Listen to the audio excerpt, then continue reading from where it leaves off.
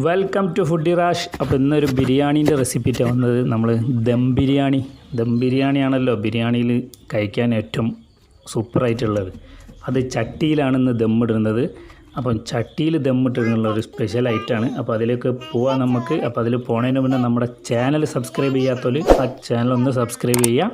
അതിൻ്റെ കൂടെ ബെല്ലൈക്കൺ ഒന്ന് എനാബിൾ ചെയ്തിടുക. അപ്പോൾ നമുക്ക് അതിലേക്കുള്ള മസാല തയ്യാറാക്കാം. ആദ്യം അതിനുവേണ്ടി ഞാനിവിടെ ഒരു 7 വലിയ ഉള്ളി എടുത്തിട്ടുണ്ട്, ഒരു 5 തക്കാളി, ഒരു 10 പച്ചമുളക്, പിന്നെ കുറച്ച് മല്ലിച്ചപ്പ്, കുറച്ച് പുതിന, ഒരു 4 അല്ലി കരിയേപ്പ്. അപ്പോൾ ഇതൊക്കെ നമുക്കൊന്ന് കട്ട് ചെയ്തൊന്ന് ലെവലാക്കാം ആദ്യം.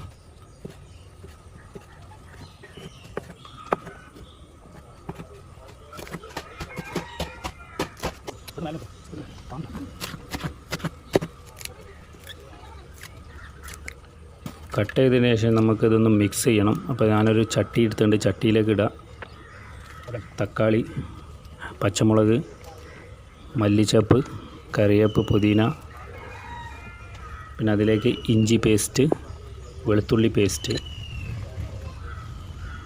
പിന്നെ അതിലേക്ക് കട്ട് ചെയ്ത് വെച്ച ഉള്ളി ഞാൻ 7 എണ്ണം കട്ട് ചെയ്തതിൽ ഒരു കുറച്ച് ഉള്ളി അവിടെ മാറ്റി വെച്ചിട്ടുണ്ട്, ഫുള്ള് ഇട്ടിട്ടില്ല. കുറച്ച് നമുക്ക് ഒന്ന് വറുത്തെടുക്കാൻ വേണം ഉള്ളി. അപ്പോൾ അതിലേക്ക് കുറച്ച് മാറ്റി വെച്ചിട്ടുണ്ട്. അപ്പോൾ അതങ്ങനെ ചെയ്ത് വെച്ചാൽ മതി, മാറ്റി വെച്ചാൽ മതി. എന്നിട്ട് നന്നായിട്ട് കൈ വെച്ചിട്ട് മിക്സ് ചെയ്യരുത്. നമ്മൾ നല്ല കൈ വെച്ച് മിക്സ് ചെയ്യണം. എന്താ വെച്ചാൽ കൈ വെച്ച് മിക്സ് ചെയ്യണതിൽ ഒരു പ്രത്യേക ടേസ്റ്റാണ്. അപ്പോൾ നന്നായിട്ട് ഉള്ളി ഇതൊക്കെ നല്ല വിട്ട് പോരണം. നമ്മൾ മിക്സ് ചെയ്തതിന് ശേഷം 1 സ്പൂൺ മഞ്ഞൾപ്പൊടി, ഒരു സ്പൂണ് ഗരം മസാല, ഒരു 3 സ്പൂണ് കുരുമുളക് പൊടി, പിന്നെ 1 സ്പൂണ് മല്ലിപ്പൊടി ഇട്ട് കൊടുക്കുക. പിന്നെ പാകത്തിന് ഉപ്പ് ഇടുക. എന്നിട്ട് അതിലേക്ക് നമ്മൾ കട്ട് ചെയ്ത് കഴുകി വെച്ച ഇറച്ചി അതിലേക്ക് ഇടുക. എന്നിട്ട് ഒരു നാരങ്ങ ഫുള്ള് കട്ട് ചെയ്തിട്ട് അതിൻ്റെ നീര് അതിലേക്ക് പിഴിഞ്ഞ് കൊടുക്കുക. കുരു ഒഴിവാക്കണം, നാരങ്ങൻ്റെ കുരു ഒഴിവാക്കിയിട്ട് നാരങ്ങ നന്നായിട്ട് അതിലേക്ക് പിഴിഞ്ഞതിന് ശേഷം കുറച്ച് തൈര് അതിൻ്റെ മേലേക്ക് ഒഴിക്കുക. എന്നിട്ട് വീണ്ടും നന്നായിട്ടൊന്ന് കൈ വെച്ചിട്ട് തന്നെ മിക്സ് ചെയ്ത് കൊടുക്കുക.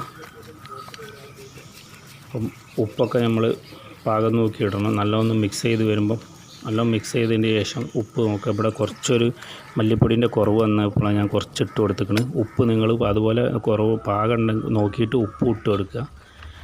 പിന്നെ നമുക്ക് ഉപ്പൊന്നും ചേർത്താൻ കഴിയില്ല. എന്നിട്ട് ഇത് കുഴച്ച് വെച്ചതിന് ശേഷം അതിൻ്റെ മേലെ കുറച്ച് ഓയിൽ ഞാൻ ഒഴിച്ചിട്ടുണ്ട്, ഒരു 3 സ്പൂൺ ഓയിൽ ഒഴിച്ചിട്ടുണ്ട്. അത് ഒഴിച്ചതിന് ശേഷം ഈ ലെവലിൽ നമുക്കൊരു 2 മണിക്കൂർ ഇത് റെസ്റ്റിൽ വെക്കണം. മിനിമം 2 മണിക്കൂറെങ്കിൽ വെക്കണം. 2 മണിക്കൂറും കൂടുകയാണെങ്കിൽ കുഴപ്പമില്ല, കുറയരുത്. അപ്പോൾ എന്തായാലും 2 മണിക്കൂർ നോക്കി വെക്കണം. അതിന് ശേഷം നമ്മൾക്ക് അടുപ്പ് ശരിയാക്കുക. അവിടെ അടുപ്പ് ഞാനിവിടെ കത്തിച്ചിരിക്കണ്. അതിലേക്ക് ഒരു ചട്ടി വെച്ചിട്ട് അതിലേക്ക് കുറച്ച് നെയ്യ് ഇട്ടിക്കണ്. നമ്മൾ ഈ നെയ്യിൽ തന്നെയാണ് ഉള്ളി വറുത്തെടുക്കണം. നമ്മൾ കുറച്ച് ഉള്ളി അവിടെ മാറ്റി വെച്ച ഉള്ളി ഉണ്ടല്ലോ, അത് നമുക്ക് ഈ ചട്ടിയിലിട്ടിട്ട് വറുത്തെടുക്കാം. അപ്പോൾ എല്ലാം ചട്ടിയിൽ ബിരിയാണി ആയതുകൊണ്ട് തന്നെയാണ് ഈ ചട്ടിയിൽ തന്നെ ആയിക്കോട്ടെ എല്ലാം വിചാരിച്ചത്. അങ്ങനെ ഉള്ളി നമ്മൾ അതിലിട്ടിട്ട് ഉള്ളി നല്ല വറുത്തെടുക്കണം. ഒരു ബ്രൗൺ കളർ ഗോൾഡൻ കളറായിട്ട് വരും ഉള്ളി. നല്ല ഉള്ളി ഗോൾഡൻ കളറായിട്ട് വന്നിട്ടുണ്ടെങ്കിൽ അത് നമുക്ക് കോരിയെടുക്കാം. എന്നിട്ട് അതിലേക്ക് കുറച്ച് അണ്ടിപ്പരിപ്പ് ഇട്ടുണ്ട്. അതും ഇതേമാതിരി ഒരു ഗോൾഡൻ കളറായിട്ട് മാറി വരുമ്പം അത് നമുക്ക് കോരിയെടുക്കാം. എന്നിട്ട് കുറച്ച് ഉണക്കമുന്തിരി, കിസ്മിസ് അതിലേക്ക് ഇടാം. കിസ്മിസ് ഇട്ട് അപ്പോൾ തന്നെ വേഗം കോരിയെടുക്കണം, കരിഞ്ഞു പോകരുത്. പിന്നെ ഇതൊന്നും വറുത്തെടുക്കുമ്പോൾ കരിയരുത്. ലെവലിൽ കളർ മാറിയ വേഗം എടുക്കണം നമ്മൾ. കരിഞ്ഞ് കഴിഞ്ഞാൽ ടേസ്റ്റ് മാറും. എന്നിട്ട് ആ അടുപ്പിലേക്ക് തന്നെ ഞാൻ വെള്ളം വെച്ചിട്ടുണ്ട് കുറച്ച്.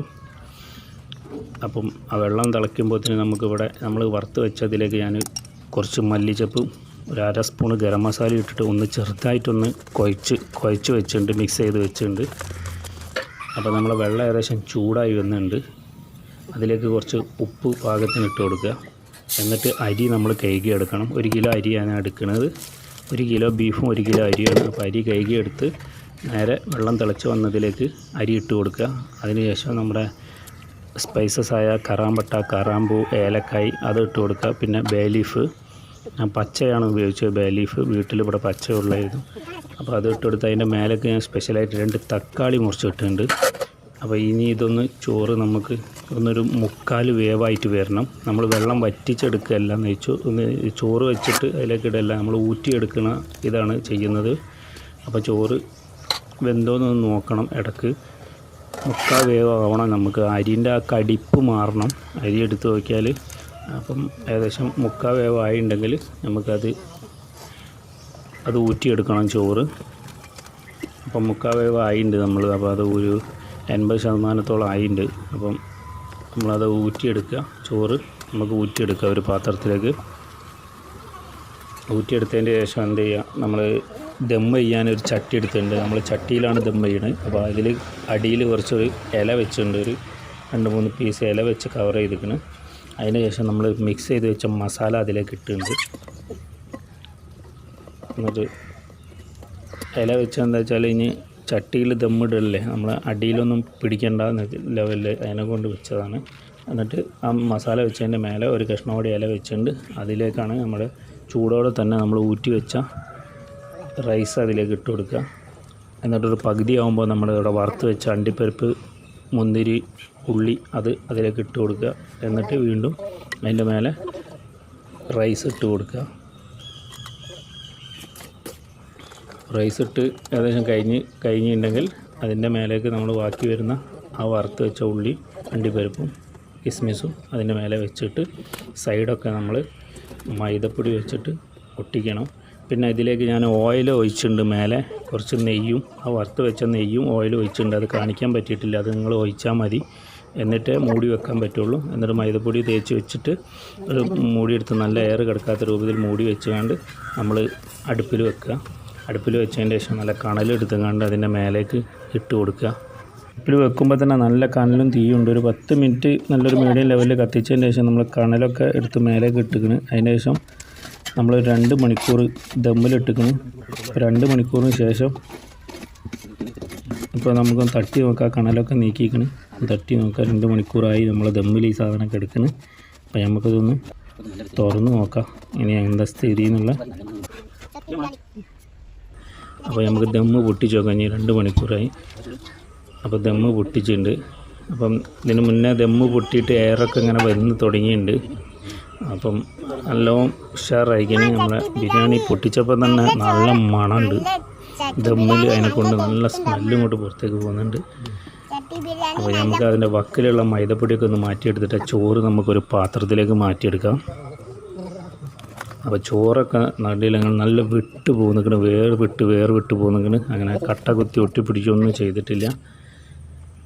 അപ്പോൾ നല്ല ഉഷാറായിട്ട് തന്നെ ചോറ് നല്ല വെന്തിട്ട്. ഇനി അടിയിൽ നമ്മളെ ബീഫിൻ്റെ സ്ഥിതി നമുക്ക് നോക്കാം. അപ്പം ഒരു സൈഡ് ഞാൻ കോരിയെടുക്കുന്നുണ്ട്. ഒരു സൈഡിൽ നിന്നും കോരിയെടുത്ത ആ കളറ് നമ്മളെ മസാല സൈഡിൽ നിന്ന് എടുത്തിട്ട് ഒരു കുറച്ച് ചോറ് കോരിയിട്ട് അതിൻ്റെ മേലേക്ക് ഇട്ടിന് സൈഡത്തെ മസാല. എന്നാൽ ചോറിൽ മൊത്തം നമ്മളെ കളറ് മിക്സായിട്ട് വരും.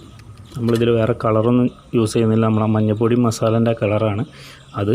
ഒന്ന് മിക്സ് ചെയ്തിട്ട് കൊടുക്കുക. എന്നിട്ട് സൈഡൊന്ന് നോക്കട്ടെ. ഇനി അടി നോക്കാം. നമുക്ക് കരി പിടിച്ചിടണോ അടിയിൽ പിടിച്ചിട്ടുണ്ടോ നോക്കാം. ഒന്നും ഒരു കുഴപ്പമില്ല. അടിയിൽ പിടിച്ചിട്ടൊന്നുമില്ല. വായൻ്റെ ഇലയൊക്കെ വെച്ചതിനെ കൊണ്ട് അത് ഒരു കുഴപ്പം വന്നിട്ടില്ല.